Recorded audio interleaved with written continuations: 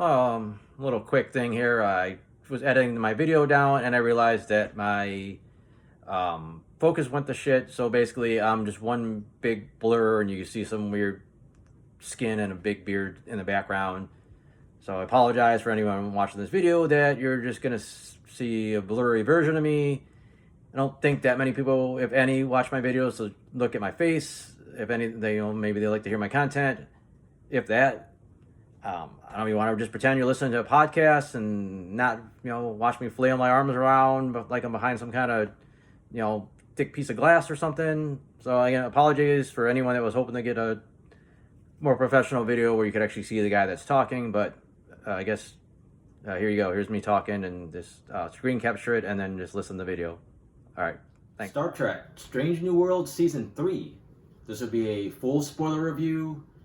I'm probably going to go pretty deep into all kinds of spoilers and lots of Star Trek lore because I'm a big Trekkie. I have a review up on soundofbettermyhead.com if you want to read that.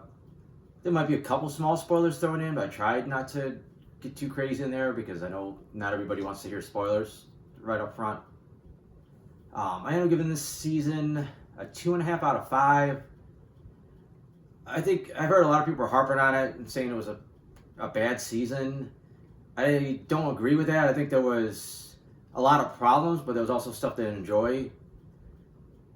The thing with Strange New World, it is supposed to be an episodic series, like the original series or the Next Generation. Here's this episode, move on to the next episode, brand new story. And yeah, there is occasionally stuff woven in there that's pushing a narrative or stuff gets referenced from the past. I think what Strange New World does differently is there's a lot more characters and stuff in each episode, and that's really the thread line throughout the whole season. Is like these character arcs and what's going on with them, as opposed to like the overall big story of the season, like Discovery would normally do. But what is nice is it is cool, and they do have a slight thing in the background that kind of pays off. Like season 1 did a little bit with the Gorn. They did it even more in the second season, so you get the big payoff with the season finale. This season really doesn't do it. They have a couple things they tee up, but not as strong as they could have. I think they got to find a better balance of making this work.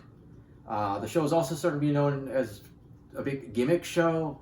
I think it was last season when they did the musical episode where people kind of got in their mind that all they do is gimmicks now. I think that's a little slightly unfair. I think there were a couple gimmick episodes this season, but I think they do a lot of, I don't want to necessarily call them gimmick episodes, but stuff that other Star Trek's done, like Next Generation when the command crew gets turned into little kids, or Bashir is in the holodeck doing James Bond and it malfunctions, or a million different things. There's always, every season of all the Star Trek shows, there's usually 1 or 2 episodes, maybe even more, that's a little more offbeat than the classic what a Star Trek show normally is supposed to be, exploring strange new worlds and all that stuff. I think the problem with Strange New Worlds is there's only 10 episodes. If you do more than 1 or 2 of these kind of offbeat episodes or gimmick episodes, it starts to feel like it's the most of the show. In fact, I'd say half this season is probably gimmicky, wacky stuff, if you want to call it that, and the other half is classic Star Trek stuff. And I think what I'm worried about is it's a weird comparison, but if you watched any of the Arrowverse shows on the CW, you had the more serious stuff like The Flash and Arrow, which there was comedy and whatnot. Then they did Legends of Tomorrow, and Legends of Tomorrow was just like a pretty generic superhero show, and there was a lot of characters that nobody cared about leading the show. But as it went on, it basically found a niche where it's like, we're just going to be kind of off the wall and funny and meta, and it really became a thing, its own thing, and it became a really good show if that's what you're looking for. If you're looking for classic superhero stuff, Legends of Tomorrow is not your show. But if you're looking for something different than your regular superhero stuff, I'd almost compare it just a tiny bit to like a Deadpool movie, where it's like it's not quite your traditional superhero stuff, but it still is. But it's if Deadpool or Legends, you kind of know what I'm talking about. If not, you probably think I'm just babbling. But anyways, I'm a little worried that Strange New World is going to start going that route, and I think it might start losing some fans because it's like they want classic Trek. They don't want this offbeat thing necessarily. And I think they're also running into the problem is it's one thing to do big swings, as they call it, but a lot of their big swings are just stuff other people did. You know, last season was a musical episode. Other shows have already done this. Next season they're supposed to be doing a puppet episode. You know, other shows have done this. You know, it's a lot of the stuff they're doing is like, okay, we've seen this before. We're gonna do something, make it original, especially when it's another genre show. It'd be one thing if we're taking something like from a different type of show, but it's like, no, it's another sci-fi kind of superhero kind of show, and you're just doing something that they already did, and it's just making it feel like you're not doing anything original with your big swings, as they like to call them. As far as the character stuff, a lot of people didn't get a ton to do. You know, like bits and pieces here and there. I think the Pike Patel relationship became pretty central to this plot for this whole season, particularly on her end. I think overall that worked. I thought it was a good payoff, especially we know that the relationship's kind of doomed. Like he's not with her when we see him in the the menagerie and the menagerie, and it's basically he goes off to live with another woman on this planet. So it'd be kind of weird that he had a woman at home. Just go to live happily ever after somewhere else. So it was a doomed relationship, but I think they actually made it work, shockingly well in the end. Like her had little bits and pieces. Her big thing was a little bit of relationship with Ortega's brother, which it was okay, but it never really went anywhere. It's just like, okay, they're having their thing. Obviously Scotty's had his ship. He didn't get much to do. Una didn't get a lot to do. Mbega, at least there was a little tying into some of his stuff from last season. A little bit of a mini payoff, but not really. More of a follow-up than a payoff.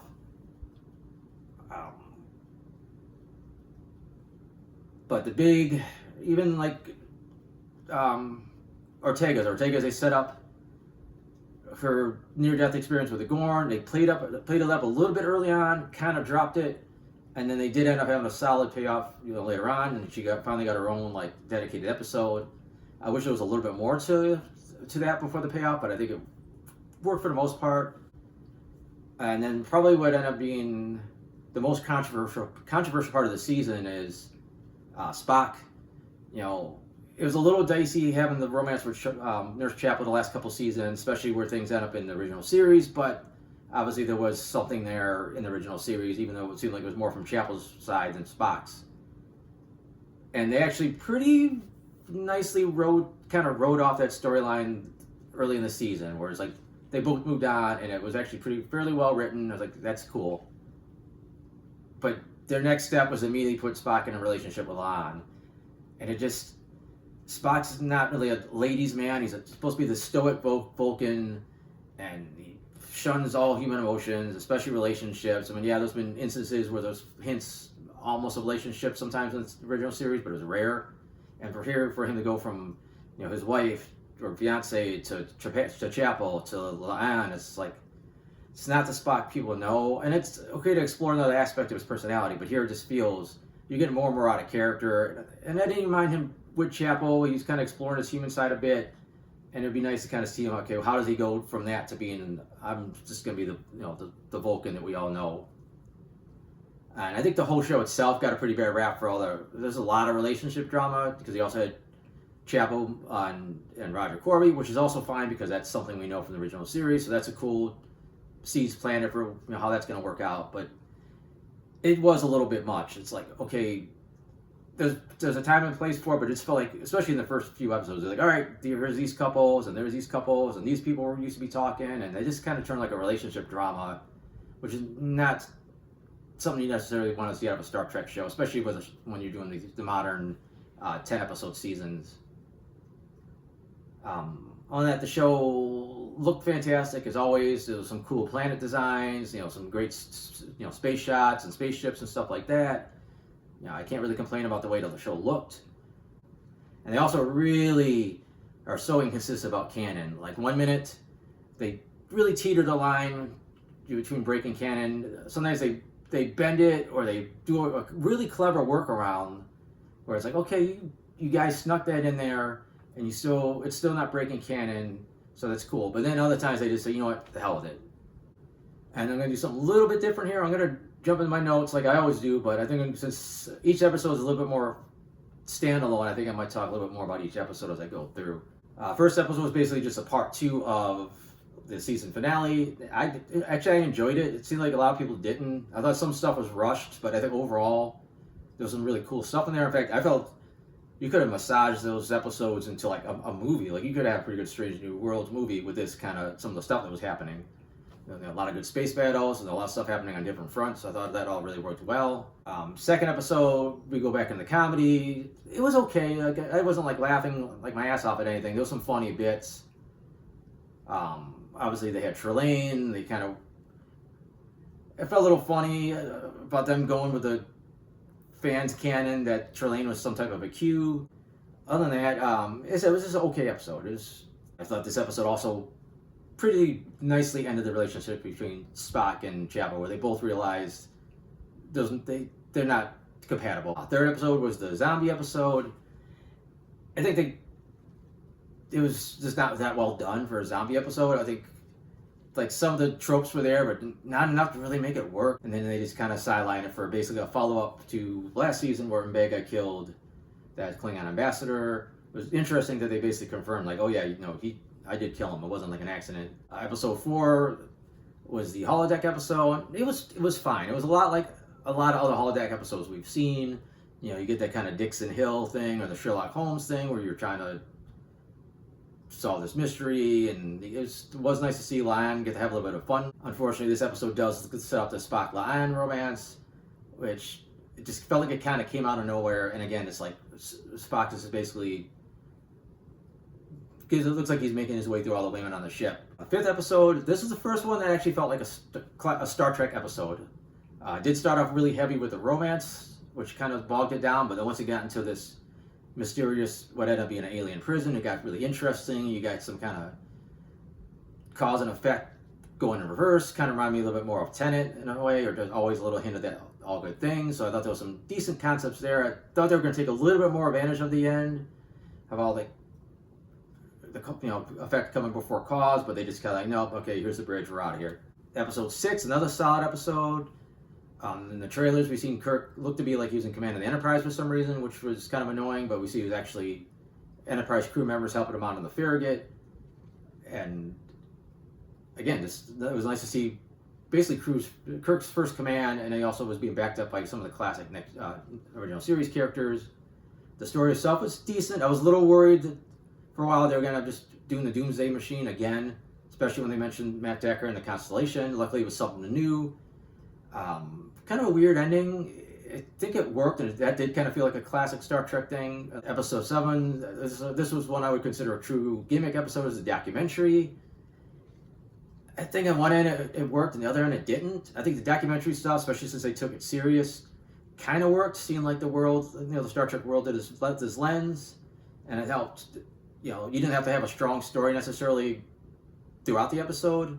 But the other end, it felt like that story itself was actually pretty interesting, and it was kind of losing some of its impact because it was presented as a documentary. And we get to our 8th episode, which was flat out 100% comedy. As soon as the episode starts, just from the musical choices, like, all right, they're going for comedy. And this is a episode that was, we've seen a clip from also a long time ago where half the command crew gets turned into Vulcans and then they get stuck. If you really just want to sit back and enjoy it and laugh, I think there's a lot of funny stuff in there. All the humor was like, well, we're Vulcans now, so now we're superior. It sounds like I wish it would have played up more like their personal insecurities or their human emotions when they're amplified by being a Vulcan. Vulcans have stronger emotions than humans. I think that would have played better, and like how their faults as humans get amplified as Vulcans.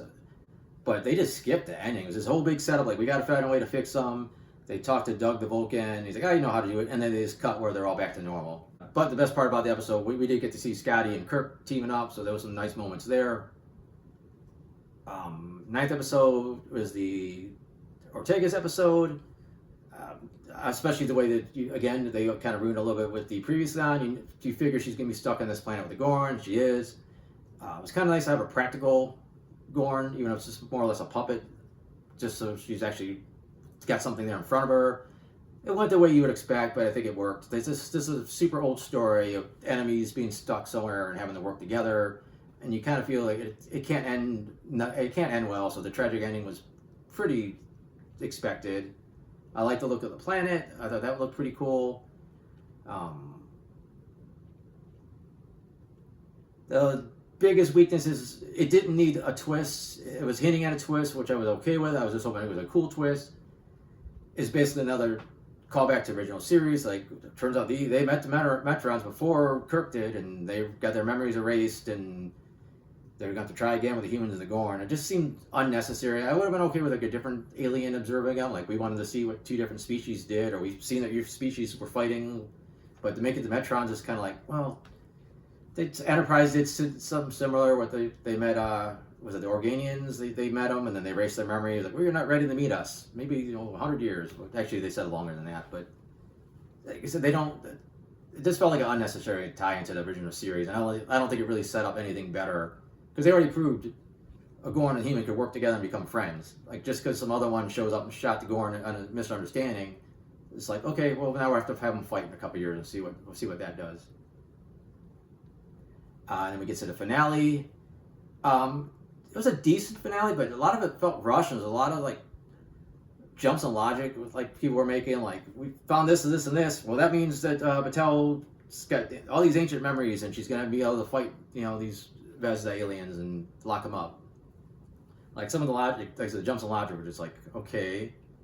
And then again, it's weird. Like, okay, we need help from the Farragut, so let's contact their first officer and convince him to come over and do something, when they should have been contacting the captain. Obviously, I'm assuming it was the captain cleared it, but it's kind of weird. Like, I just wanted Kirk in there, and they wanted to have an excuse to mind meld Kirk and Spock. Like, it's supposed to imply one of the reasons they're friends is because they mind melded once. And then they made this big moment out of Spock calling him Jim the first time. They even cut to Ortega's, like, she kind of had like look like, ooh, canon moment.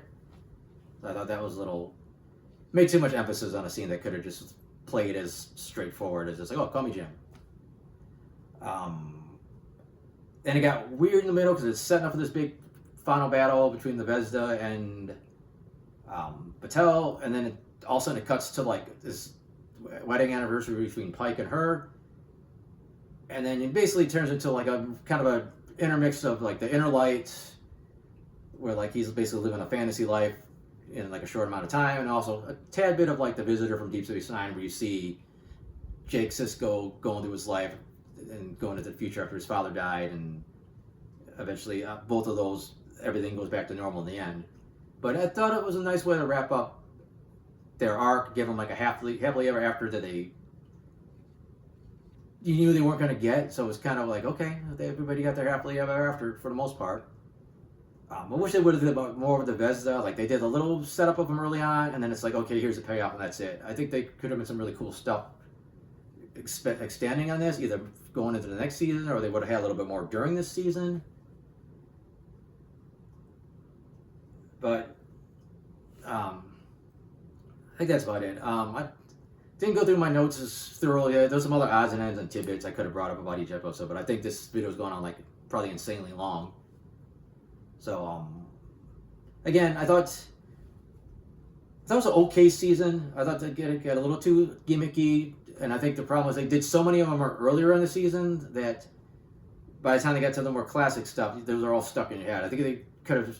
I think they could have been spaced out a little bit better, so it felt like, okay, classic track, here's a weird one, classic track, a couple episodes, here's a weird one, especially when they're doing, like, half the episodes are, a little bit more out there. It's a little harder to split them up, I would suppose, but I think that's about it. I probably could have said a million more things about this, because, like I said, I'm a big Trekkie. Other than that, like I said, there is the mostly spoiler-free version is a review up.